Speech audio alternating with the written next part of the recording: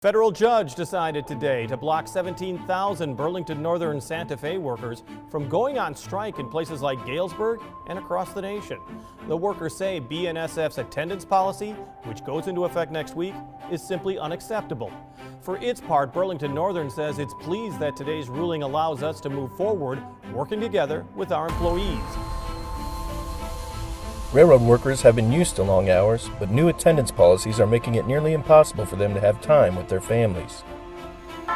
For now, it'll be business as usual on the railway. A federal judge siding with BNSF, saying a strike would harm the public by impacting the current supply chain crisis.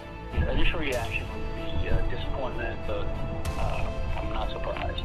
Several workers telling News 8 the main feeling right now is outrage. One Galesburg-based engineer saying when you start this job, you know how much time you're dedicating to the railway, but now it's just too much. It was hard enough to plan things anyway. Now it's almost, it seems impossible. According to the Surface Transportation Board, employment numbers have dropped from 150,000 railroad workers in 2017 to just 114,000 workers in 2021.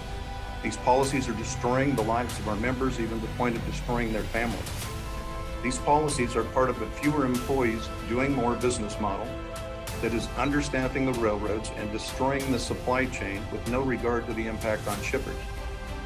In sum, today's Class 1's operating model is requiring our members to work longer trains, longer hours, longer round trips with less time at home than they receive in their away-from-home terminals in hotels in many cases.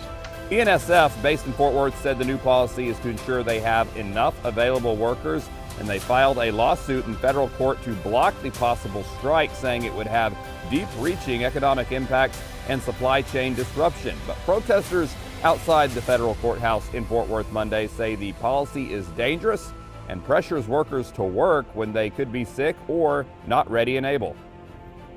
We don't want to strike, I know that. Nobody wants that. We want the policy to be looked at. They're going to miss signals, they're going to fall asleep, they're not going to be alert. That's a big deal. Unfortunately, the state of the freight rail industry is deteriorating, all after the model of the not mourned Hunter Harrison, who came up with the idea of precision scheduled railroading, i.e., just look at the bottom line, not the efficiency for your shippers, not the safety of your railroad, and it has spread like a disease. They are the ultimate essential employee. But there's numerous problems that are forcing our members to reconsider their career choices right now. The way they're being treated on a day in and day out basis, and the way the railroads are being mismanaged, in our opinion, is breeding misery and contempt for Class 1 railroads. These policies subject our members to disciplinary consequences, including termination, even if they take time off because they're too tired or too sick to work safely. These policies are destroying the lives of our members, even to the point of destroying their families.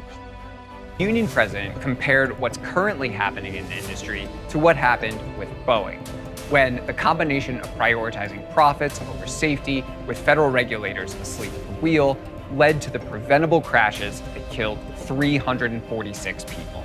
Railroad workers tell me they're speaking out in the hopes of getting people with power to act now, not after a tragedy makes it impossible